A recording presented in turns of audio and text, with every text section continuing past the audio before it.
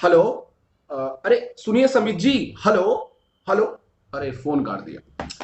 चलिए, आपको विश्वास नहीं होगा मेरी अभी किससे बात हो रही थी, बताऊं?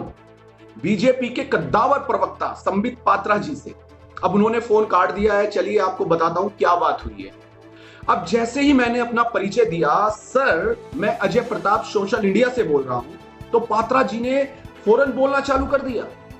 अरे देखो, मार दिया, जला दिया, बंगाल में त्राहिमाम मचा दिया है। ममता के गुंडों ने, भाई हिंदू मर रहा है, हमारे कार्यकर्ताओं को दौड़ा दौड़ा कर मारा जा रहा है। ये देखो कैसी कानून व्यवस्था है लोगों, जनता देखो, ममता ममता बानो बंगाल को कश्मीर बना रही है। बचाओ बचाओ, हिंदुओं को जान से बचाओ, जाग जाओ हिंदुओं, जवाब दो, घर से निकलकर दंगाइयों से भिड़ पड़ो।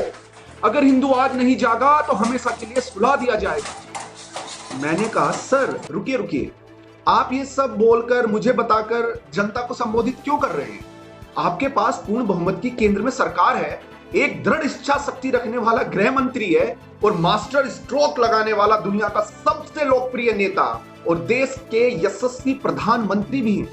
ये सब आप अपनी कैबिनेट को बताइए ना, आला कमान को बताइए, सरकार को बताइए, कोई एक्शन लीजिए बंगाल के खिलाफ। मान लिया बंगाल हार गए हैं, लेकिन जिन कार्यकर्ताओं ने आपका झंडा उठाया था उनकी बलि चढ़ाई जा रही है। आप क्या कर रहे हैं, आप बताइए। अब संबित पात्रा जी कहते हैं, चुप हो जा देशद्रोही, पाकिस्तानी है तू, वामपंथी, टुकड़े टुकड़े गैंग के सदस्य। तुझे पता है हम लोग धरने पर बैठने की तैयारी कर रहे हैं। पूरे देश में कल कोरोना प्रोटोकॉल का ध्यान रखते हुए धरना दिया जाएगा, देशव्यापी धरना देंगे हम। मैंने कहा यार फिर तो केजरीवाल ही अच्छा था जब अपनी सरकार के खिलाफ चलिए। मैंने कहा चुनावी रैलियों में एक भी प्रोटोकॉल का आपने पालन नहीं किया, अब घर में बैठकर अपने कार्यकर्ताओं की मौत का मंजर देखोगे? संबित जी, शर्म नहीं आ रही आपको? क्या सारी क्रांति हिंदू रक्षा स्टूडियो में बैठकर ही करोगे? बाहर निकलिए, जाइए, बचाइए अपने कार्यकर्ताओं को। अब संबित जी मुझ पर बहुत क्रोधित हुए, बोलने लगे, ओ शिशुपाल, ओ जयचंद की औलाद, तुम ही हो जिनके कारण हम बंगाल हारे हैं, तुम ही हो देश को गुलाम बनाने में दुश्मनों की सहायता करते हो।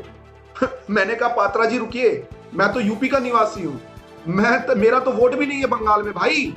आप यार बात मत घुमाओ। आप ये बताओ, आपकी सरकार देश के एक ऐसे राज्य के खिलाफ एक्शन क्यों नहीं ले पा रही है जहां हत्याएं चुनाव पूर्व भी हो रही थी, अब भी मासूम लोग आप लोगों की राजनीतिक लड़ाई की भेंट चढ़ रहे हैं। अब पात्रा जी ने मुझे भैया गाली देते हुए फोन काट दिया, और हाँ, साथ में जय श्री राम जरूर बोला है। मुझे उनसे बहुत सारे सवाल पूछने थे, खैर अब मैं पूछ लेता हूं, उनमें से कुछ शायद ऊपर तक पहुंच जाए। मुझे पूछना था कि चुनावी मोड से बाहर कब निकलेंगे आपके गृह मंत्री अमित शाह जी?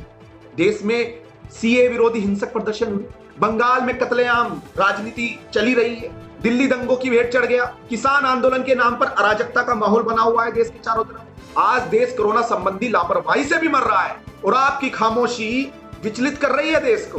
क्या समझा जाए, आपका फेलियर या कोई कूटनीति है इस बार भी?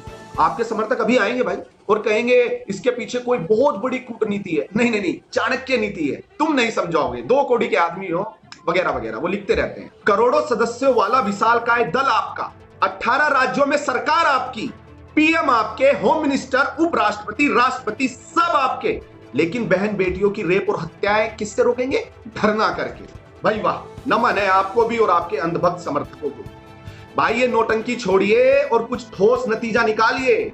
ना लोगों की जान महामारी से बचा पा रहे हो, ना अपने कार्यकर्ताओं की हत्या रोक पा रहे हो। अरे होंगे तुम्हारे अंधभक्त जो तुम्हारी इस विफलताओं को मास्टर स्ट्रोक और कूटनीति बताते होंगे। ये पूरा देश अनपढ़ अंधा बहरा नहीं है। अंतरराष्ट्रीय नेता अगर बना लिया होगा आपने अपने साहब को, तो थोड़ा देसी फ्लेवर में लौटने को कहिए। और हाँ यार, ये बात बात पर 56 इंच की छाती, 56 इंच की छाती मत नापा कीजिए, ठीक है? धन्यवाद।